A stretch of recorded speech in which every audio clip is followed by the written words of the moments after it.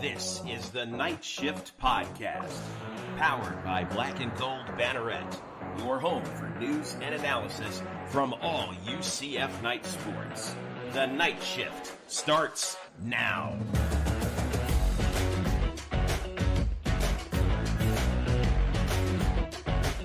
Ladies and gentlemen, welcome once again to Night Shift Live. Of course, I am Kyle Matthews in the game.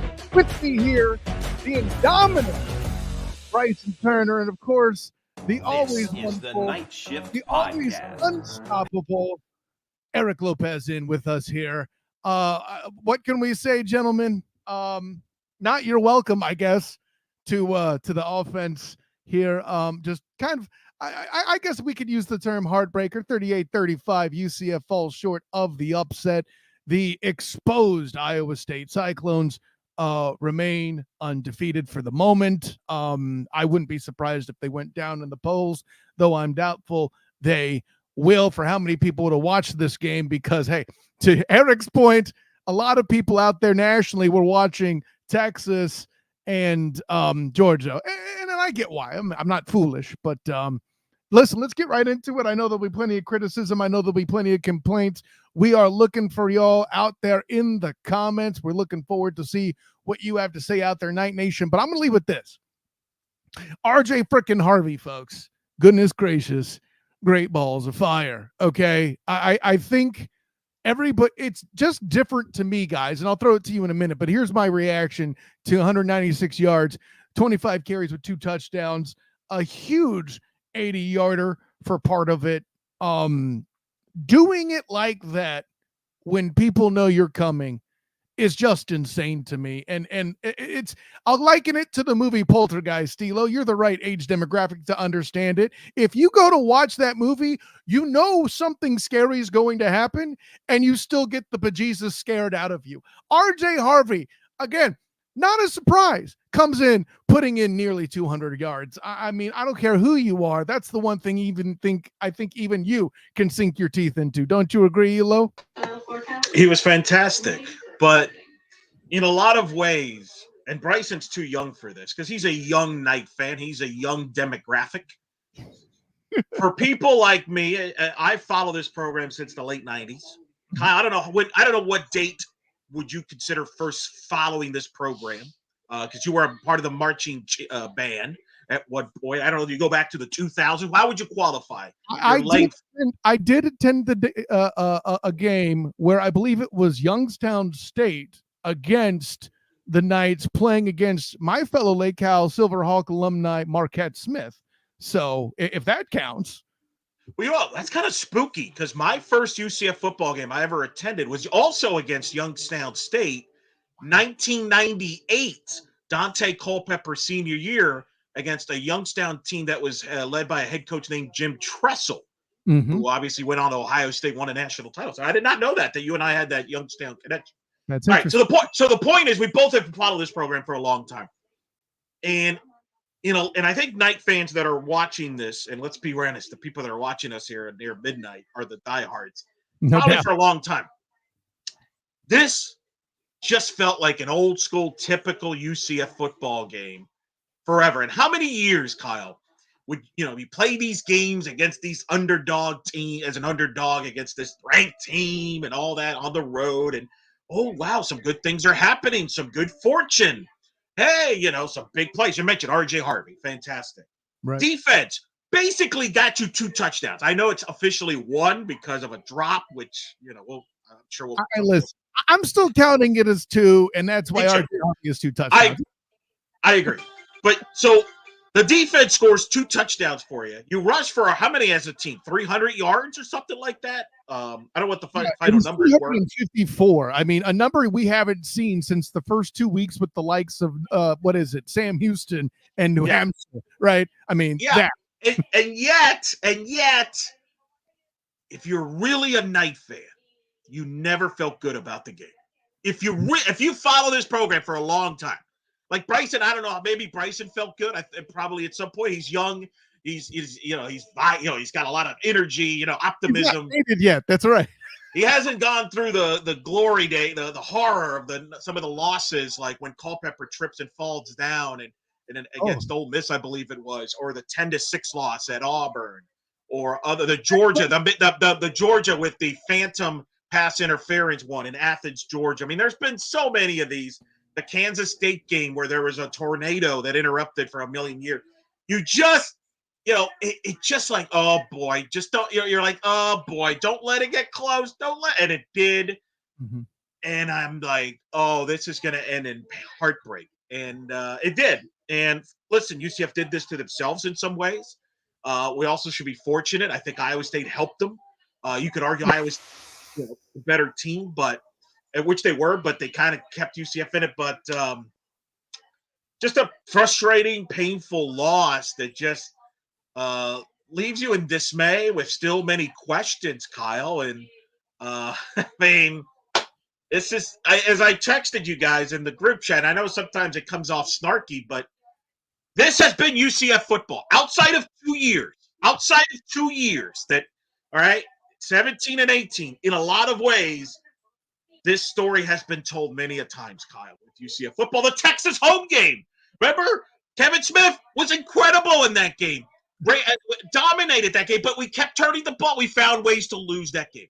Is Kyle Israel with that late fumble? Yeah. It was a friend. So we're not knocking him. He's a friend. No. Kyle Israel is great, people. He actually was the quarterback that led the my Orlando Rage to a championship after I stopped playing with him, and as well as my quarterback PJ Jack. The Kyle Israel came in and led him to another one. So hey, man, I'm all about that life. But my point is, we've seen this script before, whether it's the Gene McDowell era, the George O'Leary era. We saw it in year one of Frost. People forget that. A lot of heartbreak losses. Yeah. We saw that in the Heupel, and we've seen it in the Gus era. And tonight was just another chapter, and yeah, but welcome to life as a UCF fan, guys. People are trying to bring Frost back in. But Bryson, I mean, is there anything you want to say to help save your young soul, as Eric would ask? Well, I mean, Eric did just say it. Like, we young fans, even we bandwagon fans that started around the 17-18 period, though I've been rooting for UCF since 2013 period. Let's get this straight here. Yeah, that's a different bandwagon. Yeah, exactly. So I resemble that remark, but it's a different type. Right. So we've been through the Baylor game. I still remember watching that Pittsburgh away game and from my dorm room, that very first loss that ended the streak. That's a good one. That's a good one there, Bryce. That one was the heartbreaker. And when and it's kind of funny when you think about from where we were then to where we were now. I distinctly remember feeling that the streak is over and thinking to myself maybe afterwards, oh man, it's over now. I don't know if it's ever going to get better than that. And so or it's going to be very hard to. And it's funny because there's been so much hope coming off of it. And even now, there was in this very game, this defense gave this fan base hope. Yes. And then they squandered it. I said last week that 3 strikes and we were out. They managed to get a 4th strike somehow, at least an opportunity for one, and yet that's another strike. They got another strike in a way that I never expected them to do it, where the defense gave them an opportunity with these turnovers, and it got absolutely squandered. And Eric, you know what RJ Harvey's starting to remind me of now? And who's RJ's kind of reminding me of now? He's saying what I think you're going to say. He's going to lose his mind. Eric, you want to take a guess who RJ Harvey's kind of reminding me of now? No, I have made a promise to myself that I'm going to be here for Kyle. I'm going to be here for the fans. I'm going to be a positive, supportive therapist after many times people have done that for me. I will not even want to guess. But you go ahead. Okay, fine. I'm going to say it. Alex Haynes. Oh, thank God. I thought he was going to say Kevin Smith for a minute. No. First of all, there is only one Kevin Smith, good sir. What I am referring to is the fact that's a great. I like that because Alex, right? He kind of he got short changed. Yeah, because RJ Harvey has now, between last season and this one, has seemingly had some of the most productive rushing out of any UCF running back we've seen in the history of this program, and yet it's on a team that has just not been able to live up to that level of talent. And by the way, RJ Harvey now 3,000 after this near 200-yard game, 3,105 career rushing yards, which puts him now within the vicinity of Willie English for third all time. And there's still games left. He could chase Alex Haynes for number 2 if he can put more games together like this. And considering now it's all they have, like they're just going to run the ball every dang time the rest of the way. I mean, well, I will actually surprise both of you. Here's a comparison I'll make to Kevin Smith, from him and Kevin Smith. Both of them are putting up numbers with a lack of a passing game. Yeah, that's why I thought he was going to say Kevin Smith for a minute there. By the way, one more thing to add on to Bryson's accolades that he threw in there. Officially the 4th UCF rusher in history to eclipse 3,000 yards as a Knight. So that's certainly a big deal all the way around for marks he's already accomplished. But you know what? I'm going to take a little time to throw a little bit of love to the defense and frankly the special teams, who really only made a bad play at the beginning of the game and then at the end of the game. Mitch McCarthy, of course, kicking the ball out of the back of the end zone to give better field position to Iowa State for their last drive there for the score. And then also towards the beginning of the game on the first punt where Mitch boots one that looked like it went 52-ish yards, something like that. I don't know. But 3 people on the punt return team on the ground, they got the block for the extra point. That's a big deal. They crushed Iowa State inside their own 3 to make do something else to help assure they had the lead going into halftime. That was a big deal overall. Unfortunately for the UCF, they never got the opportunity to test their kicking game in a big situation like this. In the past, of course, it would have been Colton Boomer, who, is injured and is redshirted to transfer, all that. So, I mean, the punchline being, the special teams did their job. I'm going to say that. But the defense, of course, fundamentally fantastic. For my money, I know that people will be like, but Kyle, they gave up all these points. Folks, 37.5 minutes. Thank you for bringing yourself back in, Elo. I couldn't find you there on the board. 37.5 minutes on the field. And some numbnut's going to be out there giving this team a hard time. By the way, part of the reason they're out there for 37.5 minutes? No, Elo, it's not because the offense can't move the ball. More on that later. It's because they get themselves back on the field for more drives by handing in 14 points on pick sixes. That actually extends your time of possession in a good way. So overall, I don't know what more you could ask of this defense. Find something. I get it. The edge rush was completely ineffective. Okay, sure. But you want to know something funny? But Dotson was fantastic. Yeah, give him a shout out. Can we give him a shout out? Because I've been as critical on the defensive front and everything. I thought Dotson was fantastic. And I thought they had a good push up front overall as a defensive line.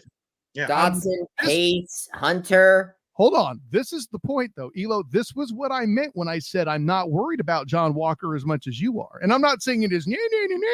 I love that you gave Dotson flowers because his performance was going to be whether I looked right or wrong in that analysis to kind of speak to what you were saying earlier. And listen, I know a lot of people are going to get on Lee Hunter's case for some of the missed sack opportunities. And I get it. There was clearly one where the drive was destroyed and Lee Hunter could not finish the job with his arms wrapped around Becht. But listen, man, when you force the quarterback to go 20 for 46, and his numbers only look better because the defense started to get gassed later, in my opinion, because again, the offense unable to move the ball with, 3 for 12 on third down. Give me a break, guys. What are we doing here? Okay. So as much as people were complaining about urgency earlier in the year, fellas, on offense, there were too many times where I felt like the offense was too urgent late in the game, right? They have opportunities to run the clock as a run-first football team with R.J. Harvey, with a quarterback.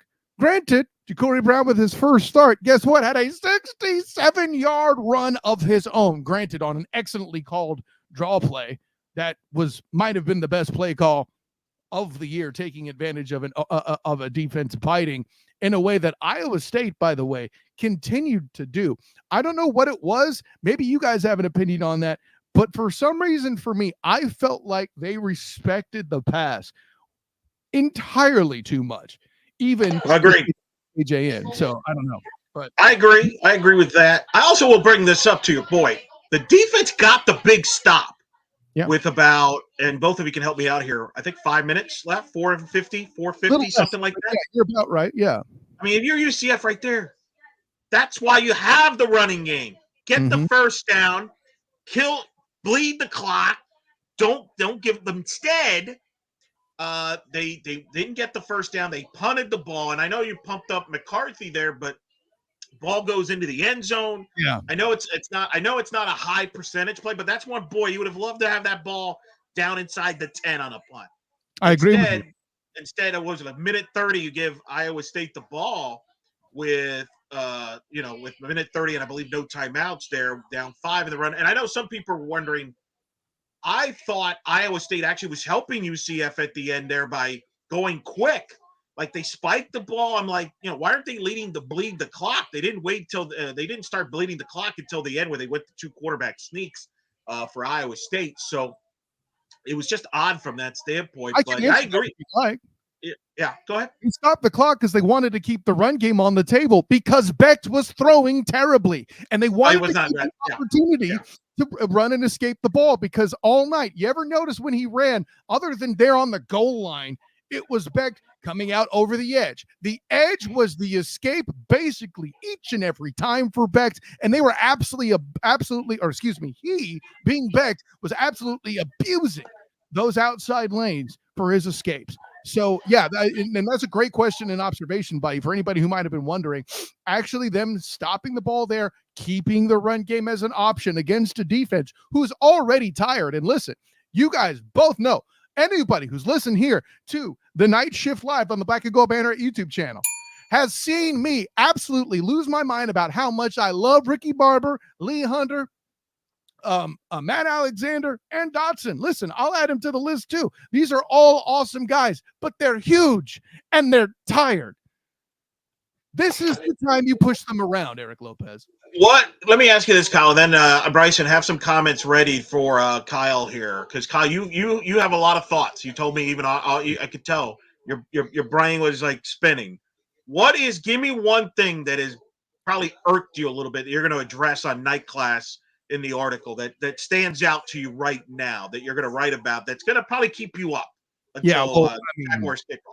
Yeah, I mean, listen, that's a fair point. I mean, I'll be up pretty late only to get up pretty early for a London game with the Patriots facing the Jags. Woo!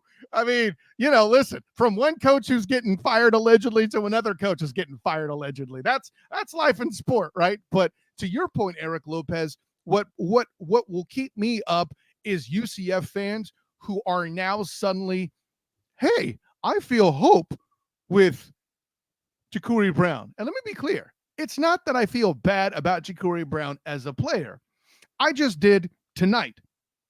Everybody seems to be leaving out that his numbers passing, not too much different from a KJ Jefferson performance. But here's great, Bob. Not great, Bob. Thank you. Thank you for that, Bryson Turner. Yeah, absolutely not. And here's the thing. The number 8 for 20 passing, nobody's talking about that because he had an impressive long touchdown, which maybe KJ Jefferson can do that. Maybe he can't. That's not the conversation I'm having. My point is this is still a one-dimensional offense, gentlemen. This ain't it. Now, in Ja'Cory's case, unlike KJ Jefferson is a fifth-year senior, development is an issue. But this suddenly, we have a chance now because we have a different quarterback, ain't it? everybody needs to remember two things. When the moment was big, the offense couldn't move, and the defense spotted them 14 points, and they still couldn't get it done. Now, the best thing that I believe Gus Malzahn and the offense called, play calling wise, all night, other than that draw that got just such a great call for that Ja'Carri Brown run, by the way. That was a play calling win. Fundamentally, there was 1 point of attack, and the game was over because, to Ja'Carri Brown's credit, great athlete. Like Gus Malzahn quarterbacks are supposed to be, right? But let me land the plane. I'll hand it right back to you, Eric. Did you notice what happened to open the game, guys?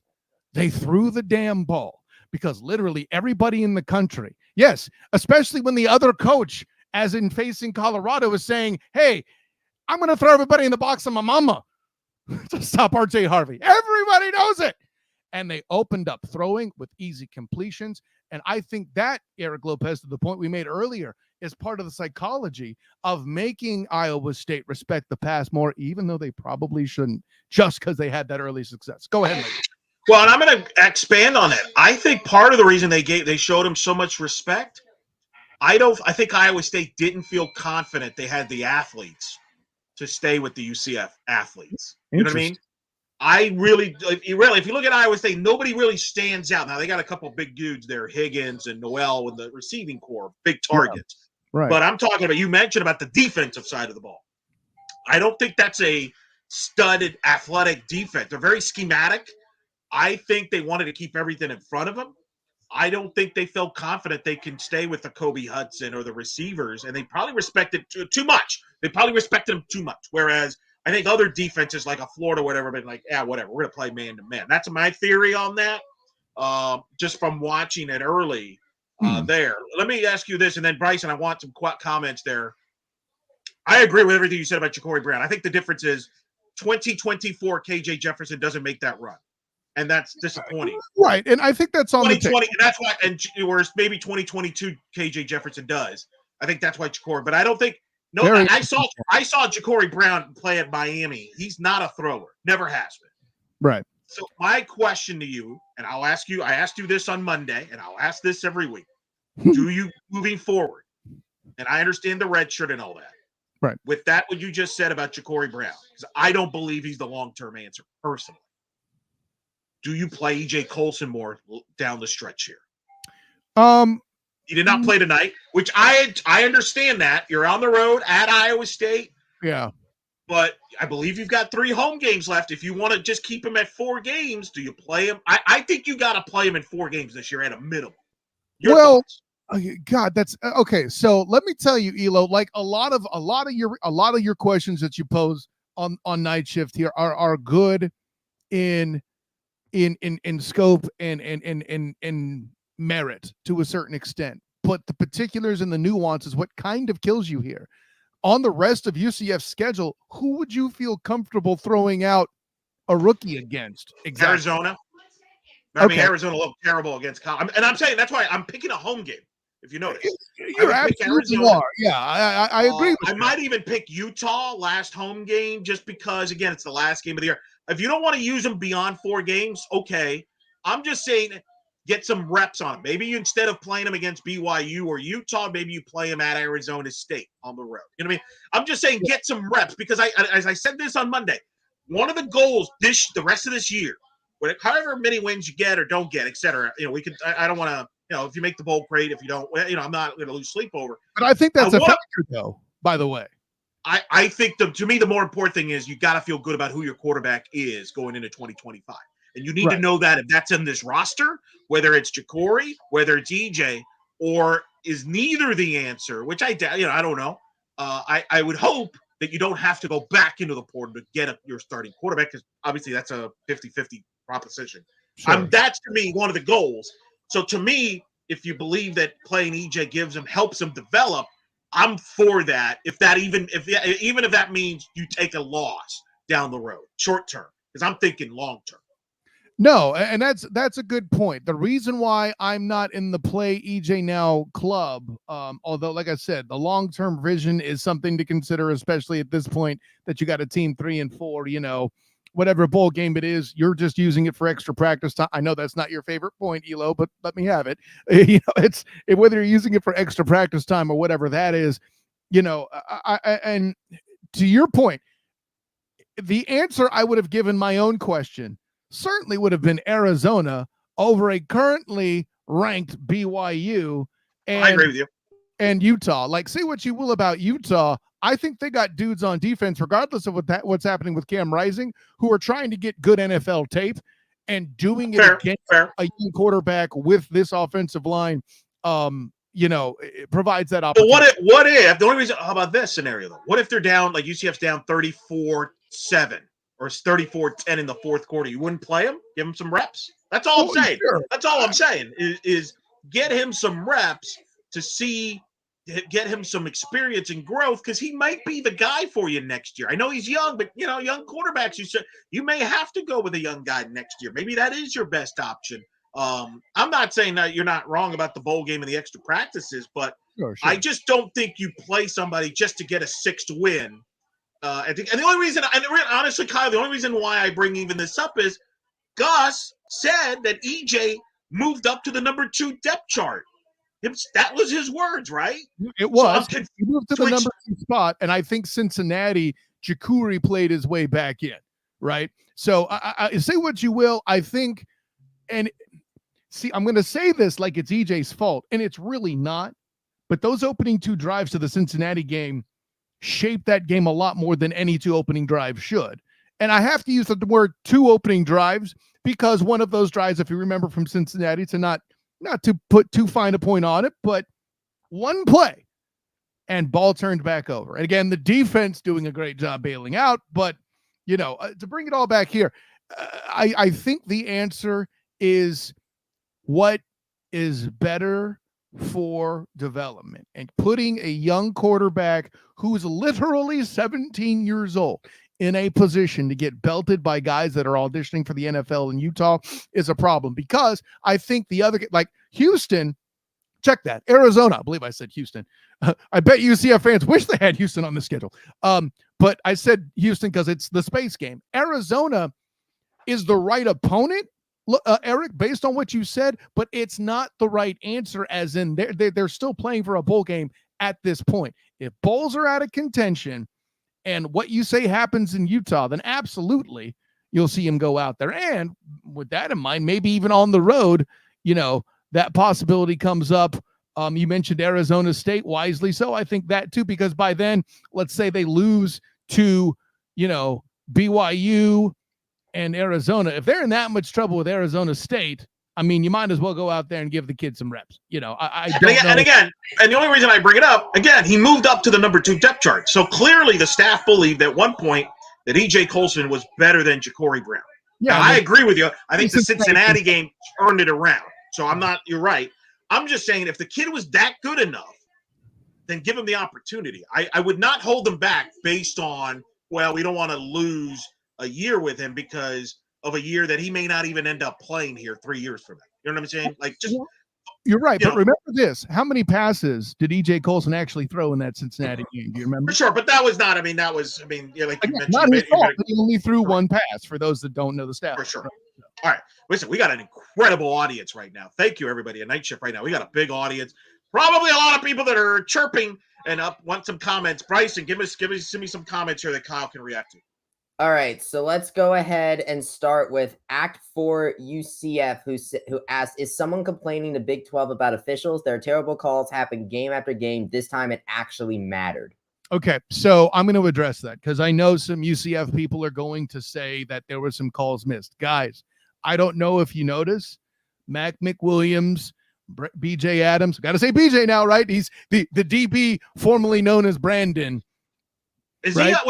Is he still Brandon on the game notes, though? I thought he was still Brandon on the game notes because I think that's what broadcasters are going by. I didn't know about this BJ thing until I know it was brought Jeff up. announced him as BJ at home. Well, but cool. That's at home. I mean, Yeah, a lot of the materials, I think, still say Brandon possibly. Okay, so let's defend the broadcasters on that because. Oh, yeah. I mean, listen, FS1's done a lot worse. They still have Golden Knights on the damn website. Okay. Well, that's a whole different category. Yeah, that's. But I can tell you this because a lot of time, and it's not Jeff's thing, it's everybody. The home PA guy is going to always call the player by a nickname, this or that. We know like, it. for example, like softball. I'm just using softball because, of course, I'm the Sultan of Swan. So we'll go ahead. Fall ball's underway. One of the softball players' name is Sierra Humphreys. That's what I refer to her on the broadcast. But on the PA, they call her Cece Humphreys because that's her nickname. Okay, so that's why. Be careful with. I didn't know about the BJ thing until you brought it up, but Brandon, and I thought Brandon played very well. If people were upset about the last PI, I think it was the right call, but I understand the frustration. That's the right call, actually. That's not close. Yes, but I understand the frustration in this regard. I thought the officials let them play pretty much all night. Like I thought UCF did, and I thought UCF did a better job adjusting to that. The secondary did than the Iowa State receivers. Because how many times they kept showing Matt Campbell on the Iowa State bench going like, "That's a flag! That's a flag! It's PI! That's a flag!" And I thought UCF realized, hey, they're letting us play, so we're going to be physical with these guys because you have to because they're big targets. And I thought they let some stuff go, so I understand the frustration. Like, wait, you called that one when you didn't call others before? So I understand that argument. However, I do agree that last PI call was correct. Now, I don't know if there's other calls that the listener is referring to. Kyle, so I'll go ahead. I didn't mean to interrupt. But No, and all the point, man. Listen, you landed the play awesome there, and I think that particular one, though it didn't look as I'm going to say blatant, it wasn't as obviously something. I think the officials' approach was less about did they commit a foul, but rather did they attain a big advantage doing it? And on that particular one, when you're in an opportunity where a guy could have probably had a game-winning score if allowed, I think I'll put it listen, kid, you stopped your team from losing. That's cool, but we got to hit you with something. You got an unfair advantage, and that's the spirit of the real rule book. Now, do I think the refs let a little too much go throughout the game? Certainly. I think both sides, Mac McWilliams got away with an absolute murder early on in the game. But to your point, Elo, that kind of set the tone. And the fact that Iowa State refused to adjust to that with the brilliant set of calisthenics you demonstrated here on the video. If you're listening to this on the podcast, make sure you check out the Black and Gold Banner at YouTube channel. It was my whole favorite part of the production is when they would show Matt Campbell just with his gum and just yelling, they're just throwing their hands up and I am waiting for the John Boy video where he that would be good. His lips to see what he was saying, because I was trying to, and man, he has a bit of a vulgar mouth, I feel, from what I was reading, honestly. Yeah. So I other than that, I know there was a ball where I think UCF thought the ball hit Iowa State on a punt. I didn't see. I saw it. It hit a UCF player. I think that was the right call. Certainly one that you can't overturn. Correct. Bryson, what else you got, brother? What else you got? Yeah. T. Pennington, how do you not at least try to pass for the sticks on that last third down? You get it first down, you win the game, and you don't throw the ball at least to the sticks. I think there's a safety element there. The call was, I see the logic. Obviously, I'm not, this isn't me saying that they did it right. Let me be clear. I think, if you're Kobe bleeping Hudson in the mind of this offense, right? You give it a shot and see what happens. You're in desperation mode anyway. It's a safer pass. It's what the defense gave you. You thought you could make a play out of it. You didn't. I'm not saying, again, Pennington, I'm not saying that these are answers to, they completely did it right. I'm just telling you what kind of the thought process might have been. Obviously it didn't work. I don't know. So I'll leave that. If you throw the ball there and it's incomplete, then everybody rips you. But why did you throw the ball? Now you stop the clock. The other team gets a timeout. It's a damned if you do. And let's be real. Do you really trust your passing game right now? Great take. Very good take indeed. Fries_flies. He says, my main question is, shouldn't we have need the ball with less than 2 minutes when we had it and a lead, or did we need a first down? That should have had us win. No, we needed a timeout. They had timeouts. We needed to get a first down there. All right.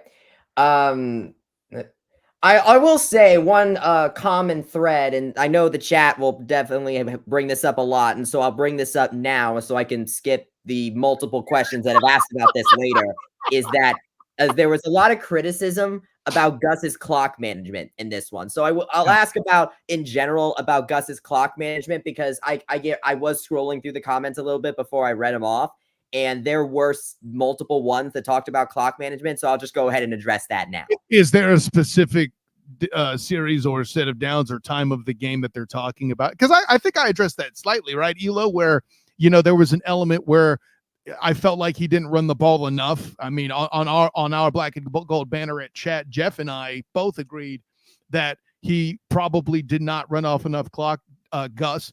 What I said at the time is this, and of course we're talking about UCF's next to last possession, right? Not enough time was run off the clock. There seemed to be kind of a hurry up to it, an urgency or whatever that people were asking for in other games, but now you get it here. If you're a Knight fan on the surface, I can see you getting frustrated. This is not me defending it. What I'm thinking the thought process is that Gus wanted to make sure that his team was the team that would have the ball in their hands last. So if you put up a quicker drive, you got one more, and hey, even if they score, the ball's in our hands, our offense can dictate, because our defense probably tired as hell. Do I agree with that approach? No, I think if you're on offense and you're a running team, you should be good at running off clock. And at the very least, as you're wasting time and you only manage a field goal, let's say, then that's that much less time they have to get the 8 points, assuming they make the 2-point conversion.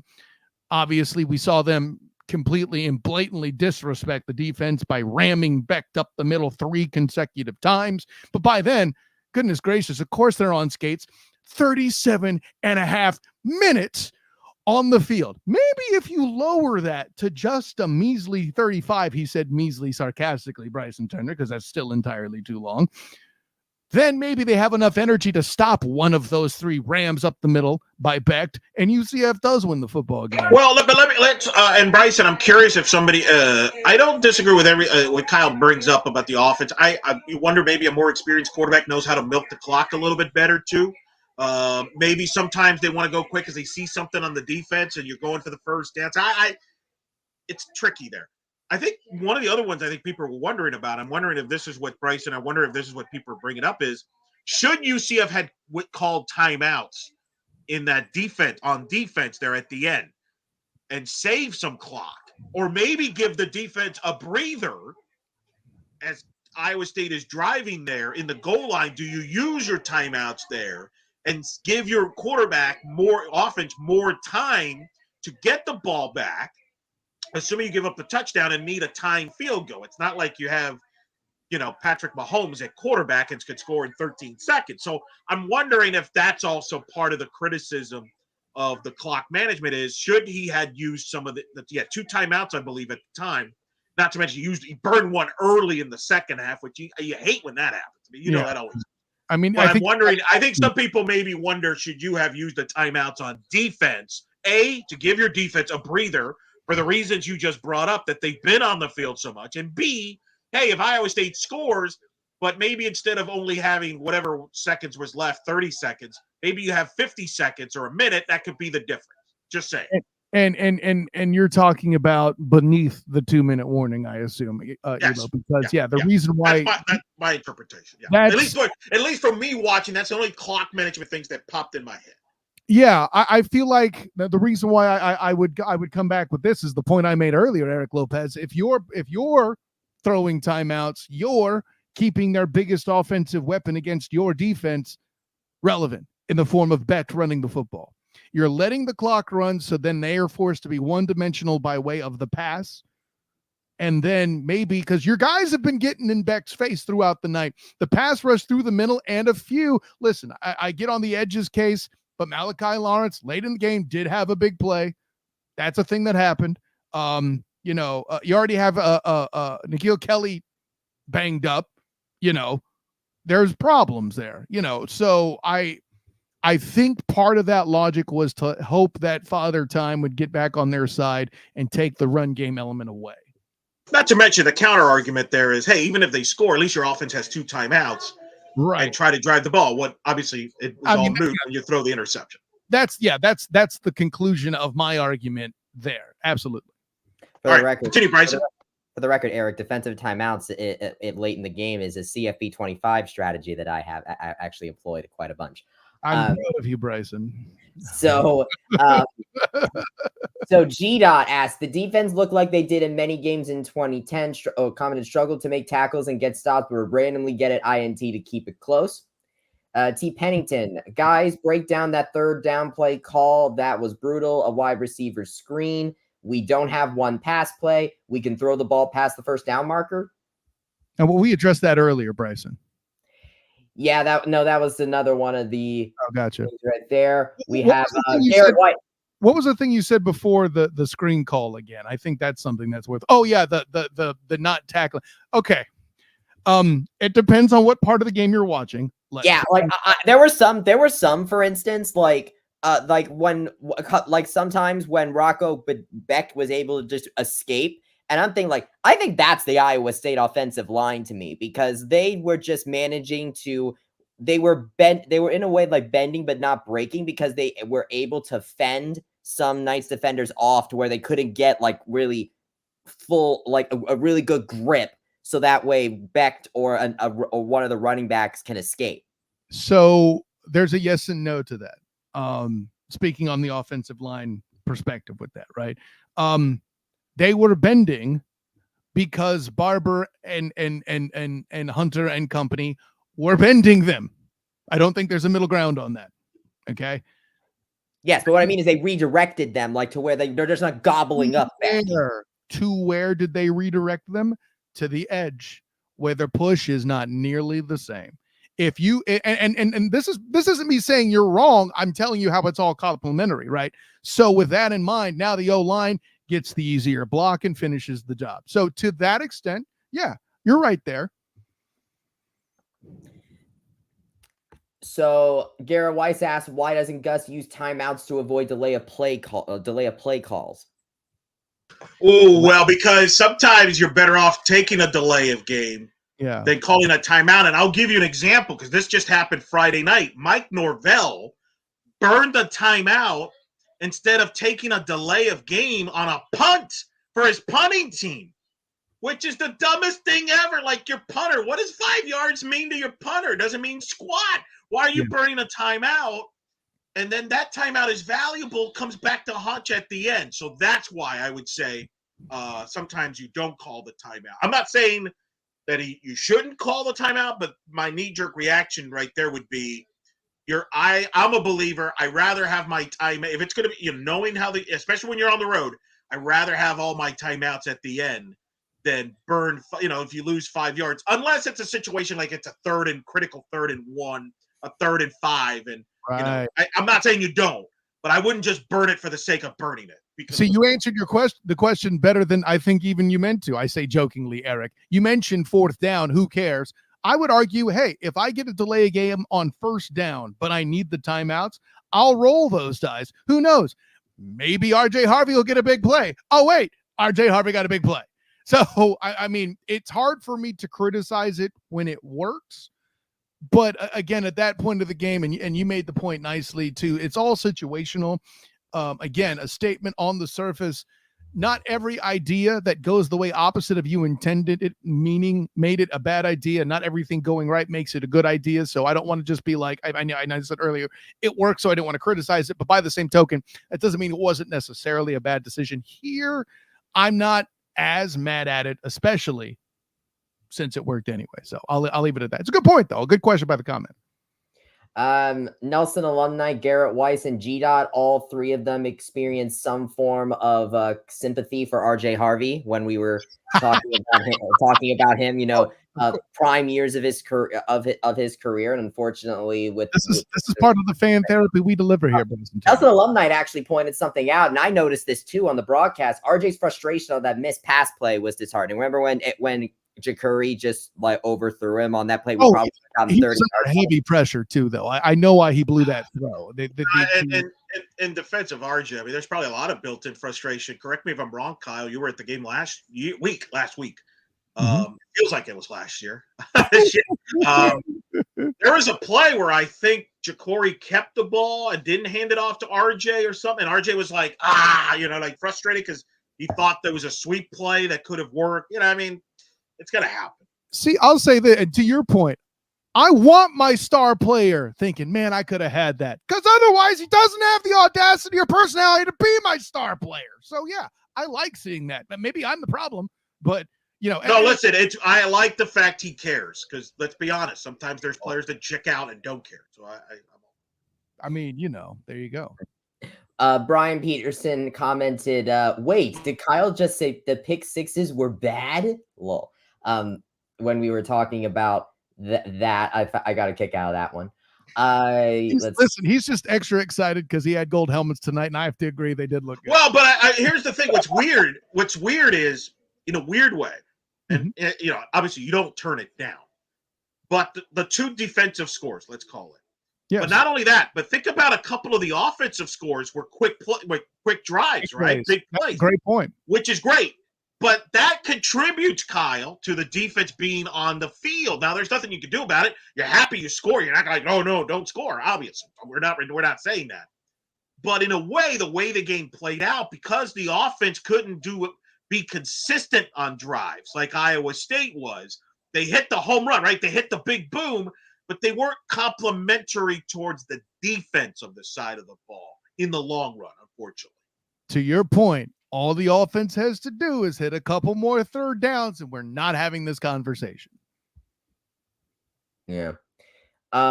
Fries Flies asks, so we need better clock management, decision-making at the end, and we would have won the game. And to kind of supplement that, Default 23 did bring an interesting example about when you touched on hurrying up, Kyle. 8 minutes left. They ran 5 plays with a first down, wasted a total of 72 seconds off the clock, 14 seconds per play. Yeah, I mean, I think 8 minutes is a little early to start playing clock bleed necessarily. But by the same token, it gets weird when it's in that portion of the contest because just the flow of the game. I mean, I hate to sound all zen and artsy about it. But it's one of those things where from the comfort of your living room, it's very easy to analyze, right? Because I don't know a better way to really kind of put that. There's if I have it all laid out in front of me, I'll put it this way. Both teams combined only scored 18 points, right? The field goal and then the 8 late for Iowa State, right? The fact that UCF's, and gosh, I'll accent the point this way. UCF, if you're already in trouble trying to bleed clock at 8 minutes, you're not ahead enough to bleed clock. You need more points. And that's kind of where they were after that field goal. They needed points to assure victory. But I'll defend the audience comments, the listeners' comments. I'm not saying comments wrong. Right. I understand where they're coming from because the last 2 weeks we've seen this offense, the Florida game and the Cincinnati one late in that fourth quarter where they're down 9, go at a very glacier pace offensively, where you're like, where's the urgency, right? I made that point, right. And now when you don't, that's the type of offense they wanted now. And where now is when you're showing urgency. And so I think I understand the frustration and why people are questioning that right now. Sure. Well, and the only retort I'll offer is it's not like the offense didn't have a chance to win the football game last week. It was there. Okay? We all forget that part, that we're literally one play away from seeing 20-19, or at least a 19-19 overtime. And then, the protection falls apart on Ja'Cory. He's not even given a chance. Right. But the punchline was the opportunity was there. The coaching and clock management, as we're putting it, put the team in a position to win. The execution just didn't happen. And I feel like there's less of an element to that here. Right. I think towards the end, we mentioned it earlier that Iowa State more imposed their will late because the defense was tired. If you want to criticize, certainly I did criticize some of the clock management in this game, it's far more valid than last week. I'll say that. Bryson? All right, we're basically kind of caught up now. I've been scrolling through, and everyone in the chat is also discussing with each other. So I'm just trying to I was trying to kind of sort out what. That's what we like. We like to communicate. Just trying to sort out questions, which ones are directed at us and which ones are directed at. They don't have to be directed at us. If they're interesting, we'll talk about it. Bryson Turner, we'll steal. I'm joking. I mean, by the way, I want to bring up this to if somebody in the audience knows this, unless you know this, Bryson, or you know this, Kyle, because obviously I was watching. There was a lot of sports on tonight, so there was a lot of things I was doing. I was watching Top Gun Maverick with my mom, who's back in my house. So I was spending family time. Good movie, you recommend? I liked it. Yeah. So I was watching a little bit of that. You have not seen it yet, Kyle? No, I said I liked it too. You liked it too. So I spent a little time. It had no excuse being as good as it was. That's what I'll say. Oh, what a great liner that is. So I was watching a little bit of that, just trying to be a family night to some extent. But also I had the Texas-Georgia game on. I had the UCF game on. And I had the baseball game on with the Yankees in Cleveland. So what a night of sports if you're a sports fan, among other things. But was the broadcast crew on site or remote? They're on site. They were okay. And for those that don't know, the broadcasters, because I know some people commented about them, I guess they didn't know about the fair catch rule in kickoffs or something, and people gave them a hard time. There was a number of mistakes they made, like saying that Ja'Cory Brown handed the ball off to R.J. Harvey after Ja'Cory Brown lost his helmet. Did not. So that's why. No, I do remember that. And that's why I was wondering: were they on site or were they remote? Because obviously that could have. But you're saying they were on site. They showed. I saw them with the backdrop of the stadium behind them. Unless they fake that better than I think they are. They're able to. Yeah, I didn't see it. I mean, if somebody has a clear answer, Bryson, did you see it at all? Or same situation as Kyle. I saw the booth view, and unless they're really good at faking it, I think they were on site. But it wouldn't surprise me if they did fake it because it's Fox Sports 1. So let's cut in with this real quick. By the way, official announcement from UCF football's Twitter: the homecoming game hosting BYU officially at 3:30. So Fox, is it a Fox game or FS1? ESPN. Actually, I was just about to read that. So This is what happens when you play folks who are ranked, gentlemen. Just throwing that out there. So. Yeah, that's fun. David Green, by the way, asked, what was up with the field? So much slipping. Yeah, no, that was a big problem. I think there was at least 2 UCF injuries that occurred due to that.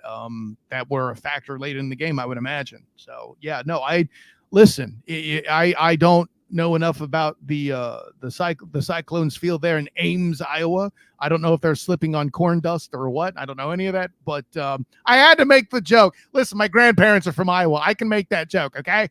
So no, but you've never even heard of Grinnell University. That's where my dad went. Anyways, so the punchline is I don't know what it was, but it was clearly a factor. I mean, obviously for both sides too. I just think perhaps maybe Iowa State's more used to it. Well, let's be honest. If you're Iowa State, you're not going to want a field that's suitable for athletes that are in a track meet, right? Ooh, got it. Oh, wow. What a point. Maybe they're that worried about Kobe Hudson and RJ Harvey like that. That's a fascinating point, Eric Lopez. I'm just saying that is not the most talented team UCF has played this year. That's all I'm going to say. Accurate. Are you saying that Iowa State is overrated? Oh, listen, I'm on record doing that on both the Student of the Game and Huddle Up podcasts. So, I actually on Earnestly Speaking on the Student of the Game report as well. So yeah, I said it. Mike Neves, by the way, Eric, you'll appreciate this, was being quite optimistic. UCF was 1 pass away from winning that game, and I'll take it over what I've seen all year. To be fair, if you were to look at the UCF, this game or Cincinnati, because those are both true. I'm saying I'll take it over what I've seen all year, is what he says. So I'm guessing that includes that. Well, then again, I think what he's saying is the debacle was Colorado, Florida back to back. Well, fair enough. One thing I also thought was pretty interesting, and I don't know if it maybe played a role or something like that, is that has Iowa State had their bye week yet? No, they're going into it, I believe. So this just thought was a take that I was interested, was kind of mulling over as I was watching this game, because I realized, like, this is another big deal of why the bye week periods maybe kind of end up being crucial, at least in the long term, because since UCF had their bye week earlier, they are playing on like less number of weeks straight, while Iowa State is on 6 weeks, like, and they haven't had a break yet.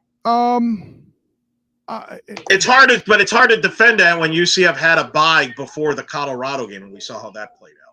Correct. Yeah. I mean, I actually like the way UCF is doing their buys because they have 2 buys. Okay. They had a bye before starting a larger portion of the Big 12 conference play. They only had TCU. I kind of like that. I also kind of like that they have a bye before what could be 2 tougher opponents, presumably. Now, granted, again, the Cam Rising injury makes that interesting.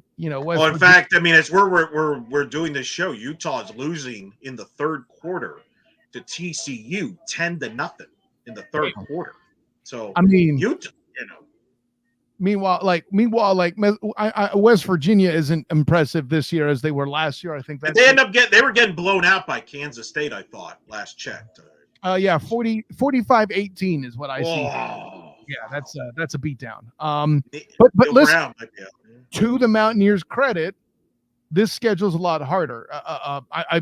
Them losing to Pitt is inexplicable to me, but like they lost to Iowa State last week, they lost to KSU. Listen, back-to-back ranked teams is a tough go. I get it. I think West Virginia is going to be a team that is going to be a tough out for UCF on the road late in the season. So, Default 23, by the way, has been working, and he talked to some people that he knows, and he says he reached out to some people that he knows both on the UCF and ISU media fronts, and he said the Fox Sports FS1 was actually remote. Oh, okay. I knew it! Oh, God, I'm a sicko. I am such a sicko when it comes to figuring that stuff out, man. I like to call you a talent rather than a sicko, but you do you, buddy. So the broadcasters was Trent Rush, who's actually like the Anaheim Angels pregame host. Mm-hmm. So he was filling in for Eric Collins, who was doing the USC Maryland game, filling in for another play-by-play guy. And I'm like, well, that makes no sense. Spencer Tillman was the color guy tonight who's worked with Tim Brando. And so, I knew that. I had a feeling. I could just sense when, I've been in the booth a million times at different sporting events. You could just tell the slight difference, remote versus on site. So thank you, Default, for I appreciate you checking in. Like we really didn't look. I put it this way. Because it's hard to mistake RJ Harvey getting the ball when it was his helmet off. I'm like, ooh, that's a little. That might be RJ. You're talking about Jakuri, right? Jakuri, my bad. Yeah. They're wearing different numbers and all that. Yeah, you may not pick that up. I get it. And to your point, Eric, this is your experience superior to ours here. So I'm glad you weighed in. And credit to Default for getting us right there. Bryson, what do you got? No, we're catching up with the comments. Default 23, humble brag by Eric. Quote, I've been in the booth hundreds of times. Hey, man, listen, this is an award-winning caller of softball games. You respect the Sultan of Stickball, sir. He doesn't have to humble brag. He is royalty. He has a hype man in the form of me, Kyle Nash, student of the game, who doesn't even like stickball. I'm just saying. I know. That's the highest compliment. We got to get you in the booth at some point. So, this is an interesting question that Ty Pennington posed earlier when talking about that PI call. Mm-hmm. Wasn't the wide receiver out of bounds on the interference call? Isn't that play reviewable if you call a timeout? It is not reviewable. PI is not reviewable. Correct. That is not. That is a judgment call. Although if you watch the Georgia-Texas game, all you need to do is have the student section throw garbage and bottles on the field, and then the officials will change their call. Because that's literally what happened tonight in the Georgia-Texas game. And I'll say this, I don't know how they changed it, but I think they eventually got it right, and I'll leave it. I agreed, but it was weird how they got to that point where it took minutes, and it's like, oh, all right, fine, we'll change our mind. What? Well, and I know what they're going to hide behind, and no disrespect to Dean Blandino, but I have a feeling this is how he would answer it. It's going to be some technicality where they were going to say they were challenging something else. And in doing so, if they notice something else in that instance, they can make some other judgment. right or wrong. My understanding is that's the case. I might need to review the rules for that particular in college myself. I know that rule is present in other professional leagues. So yeah. So the Elo talk continues. Default chimed up with I love Eric. He's a UCF legend forever and always. If he is in the Hall of Fame by 2027, re-riot. I'm not sure.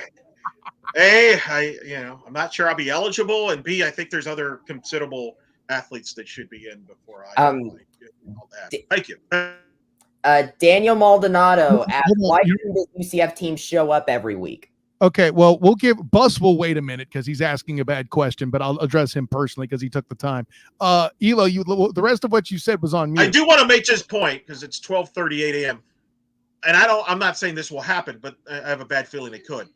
I want to ask this for the audience because this will help us. We actually need your help. You guys are going to make this decision for us. UCF will play at Arizona State in November. There's a chance that game's going to start a little late. Like, I don't know. Like, they might be playing right now, and it might be halftime. Let me just leave it as that. Good job.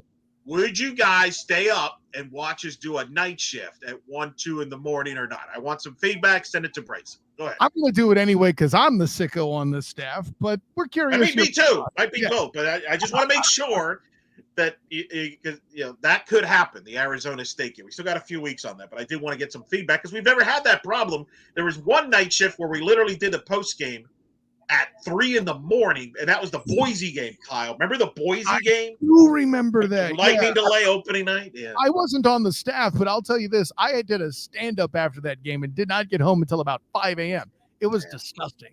My goodness. Yeah. Bryson, go ahead and come in with Bus's bad question there, Danny Maldonado.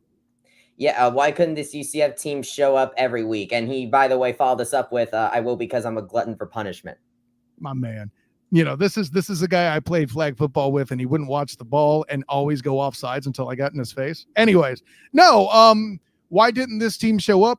I'll put it this way. It was, and we kind of addressed it earlier, Eric. I think a lot of this was Iowa State making mistakes too. One thing we haven't addressed, a lot of dropped passes too. For all my criticism of Rocco Becht, God, that name just sounds like a real estate salesman. Rocco Becht, a lot of drop passes by this receiver core for Iowa State. I don't know if this is a week-to-week occurrence. I haven't seen enough Cyclone film, but I think that was a lot of it.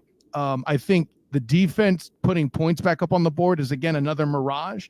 You're not getting a different UCF team for the most part, except maybe the Ja'Cory Brown big home run play, which was an excellent call by the offensive staff. That's the one thing I think that was different about this team. Everything else I feel like was them taking advantage of coaching mistakes on the other side, which, yes, Gus Malzahn can do, guys. I'm sorry, that happens sometimes. Whether you want him fired or not, for whatever reason, that will happen, But, yeah, the reason why I think is a lot of ISU not delivering, perhaps being exposed a bit, as we said earlier, Eric Lopez, right? And just some element of having a lift from just a new face on the field and getting a bit of, lacking a better word, hope, a little bit of momentum early, even though there are people out there that will argue with me on my various shows that doesn't exist. Again, I give you more evidence that momentum is a thing. But yeah, that's kind of the short answer to it. So I managed to get a poll up in the chat there. David not doing this. David Green and Gonzo in 60 seconds did say in the affirmative that they would watch if it was at an early in the morning night shift after Arizona State. I thought you said you did a poll. Why am I seeing a link here to a different account? That is that's our chat, Kyle. Gotcha. That's just so it's behind the scenes talk. We have some Gus comments in case we want to play that. Gotcha. Yes. Jeff Wiseman commented, can we give KJ some credit in the way he seems to have handled being benched and trying to help the team? Yes, absolutely. Jeff Wiseman, good to hear from you. Longtime follower and listener, by the way, Jeff Wiseman. I mean, yeah, absolutely. He's been a good teammate. I said this, Kyle, last week. Remember, he consoled Johnny Richardson when he fumbled the ball twice. Mm-hmm. I from what I've heard, I don't think he's a bad guy. He's certainly I really not. don't. I was the first guy on this show talking about how great his personality was, right? You all remember the story I said here on Night Shift about him being the only player I've ever heard of that was like, I'm surprised my Madden score is that high. Doesn't happen unless it's KJ Jefferson. So yeah, I mean, good point by Jeff Wiseman, not saying he's wrong to bring it up. Obviously he's classy. I didn't bring it up because I'm not shocked. He's a good dude. I've said that on this show. You're a 1,000,000,000% right here. Yeah, I think the only reason why people are just so mad at him right now is that look, we've all made impulsive purchases. Let's put it that way. Oh, Bryson. I wrote a column praising him. All right. You mean on blackandgoldbannerhead.com? I didn't get that one right. I did get the Johnny Dawkins one right though. You did. I'm 1 for 2. I'm 1 for 2 in those. That Dawkins article might literally be one of my favorite. Go take. I still hear about it. I hear about it when we lose. It's just hilarious. But yeah, I don't listen. If you haven't, blackandgoldbannerhead.com, check out the Dawkins article by Eric Lopez. And we got basketball coverage coming. By the way, yes, we are going to talk about that a bit in the close. But Bryson. So one question that I have, and I kind of see and this was discussed a little bit amongst the commenters, is, or at least the theme was kind of touched upon, is how much do you put on Gus and how much do you put on the players? Okay. It depends on what Gus you're putting it on. And I think there's 3 elements here. Eric Lopez, you as a Dolphins fan are aware of the entity that is Bill Belichick, right? Bill Belichick, the coach, you see, you're already nodding your head. I know it. Bill Belichick, the coach, pretty good. Simply put. Bill Belichick, the GM, not so much. And I think the problem that is at stake here right now is the Gus Malzahn, the air quotes GM, is what the failing is, right? And again, I still think this goes back to, and you could tell me, you could call me an apologist if you want. You're wrong to do so, but hey, it's your right. It's a free country. I still think this team wasn't able to pivot off of Tommy Castellanos getting bought. Okay. They weren't able to bring in another body that was developed the same way that Tommy was in the building. And they didn't have anybody else in the building that was at an air quotes acceptable rate at the time. Now, obviously Ja'Cory has improved, I think, significantly since what little bit I did see in summer and in fall camp. Right. But that element is a factor. I mean, maybe I'm bottom lining it too much, Eric Lopez. I don't mean to sound like a quote common fan, but the quarterback play has been the biggest problem, right? And how much of that can you put on? A lot. Again, look at Miami as an example. Mm-hmm. I don't think if you watch Miami this year, they're not that good of a team. But you know what they do have? They have a quarterback, a stud in Cam Ward, who can hide. Candidate quarterback Eric Lopez, who can hide a lot of your flaws. And unfortunately, UCF does not have that. People forget that 17 and 18 UCF team had flaws too, but there was a number 10 that helped hide that, among others. Also, NFL caliber offensive lineman that nobody talks about. Just throwing that out there. Correct. Shouts to my Aaron Evans with my Aaron Evans original painting here in my studio. Right. Let's get 1 or 2 more good to go.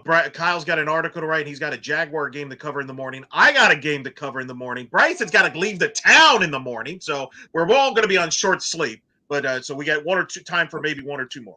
You make me feel so old sometimes, Lopez.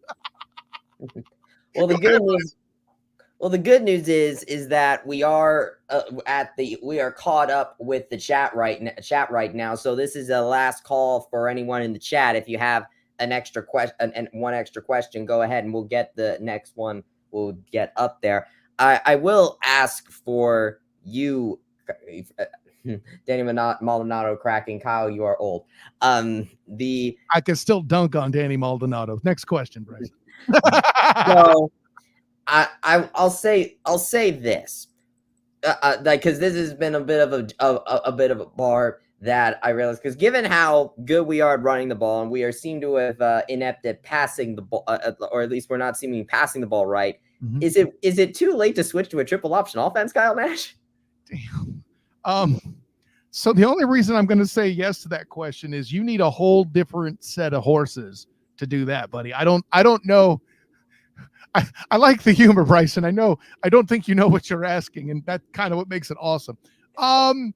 No, I wouldn't say it's time to delete it and go full triple option offense because Kobe Hudson's too good of an athlete for that. What I would have liked to see more of, to your point, though, these shots down the field that were taken, I'm glad they were taken because I think Iowa State, we talked about Iowa State giving the pass game a little too much respect and then having 3-man fronts that UCF could then explode.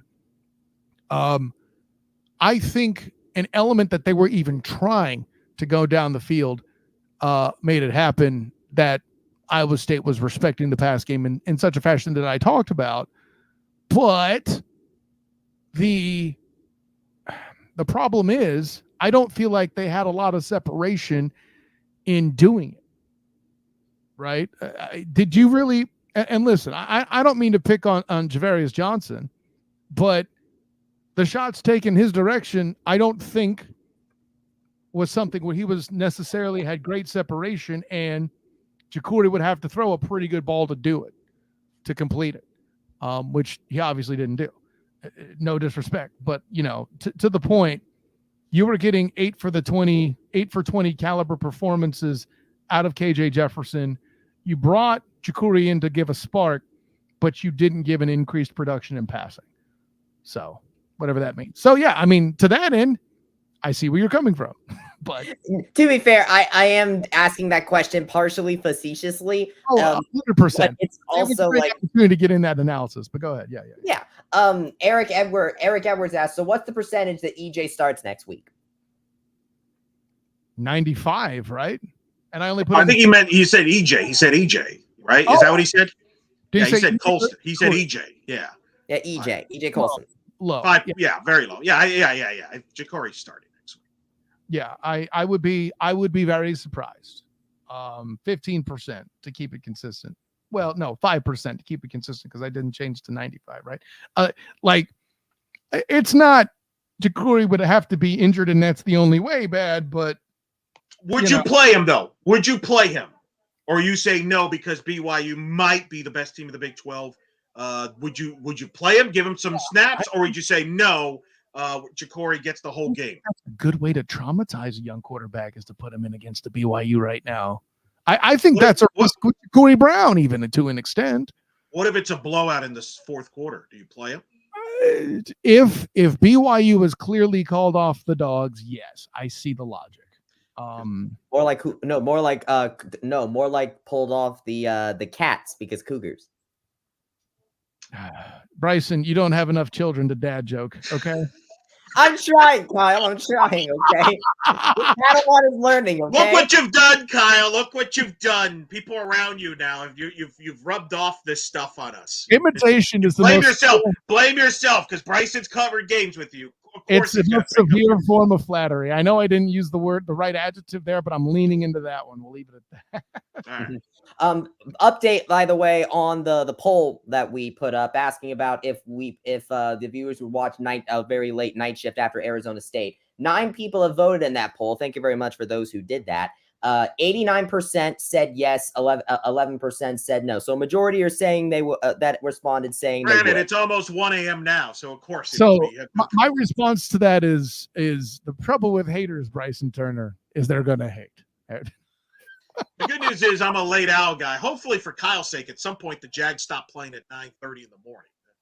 As of this week, it will not happen anymore. That's hallelujah. There you go. Now, granted, I can't speak for 25, but that's a separate conversation, Eric Lopez. But listen, as we land the plane here, I would be remiss if I did not bring up tomorrow having listen, it's the Big 12. We're excited about hoops. Florida Gulf Coast is going to be in the building at Addition Financial Arena at 4:00. Our very own Donnie Ducks. That would be right. Don Struble, the man you've seen on this show before, will be there in person to cover that invitational there, or that exhibition, I should say there. Bryson Turner, will you be on site? I don't remember. No, he's heading out of town. He's on assignment. He's got a big assignment, very top secret, but he will be out of town. World domination. Got it. So with that being said, yeah, Donnie Dox will be in the building, his first official action basketball-wise with the black and gold banneret. So make sure you check out his writing and write up of that exhibition on the blackandgoldbanneret.com. And then, of course, look out for the socials because I'm sure he will hit that hard as he does. By the way, Eric, I'm going to let you hype up what you're doing tomorrow calling women's soccer. Correct. The reason why originally I was going to be on the show, but then I'm like, you know what? Kyle needs me. Kyle needs therapy. I need to return the favor after that game. Yes, I will be calling UCF Oklahoma State, 12:30 Eastern, ESPN Plus. I'll be joined by Ryan Davis and Hannah Russo, Bryson's good friend. She'll be on the sideline.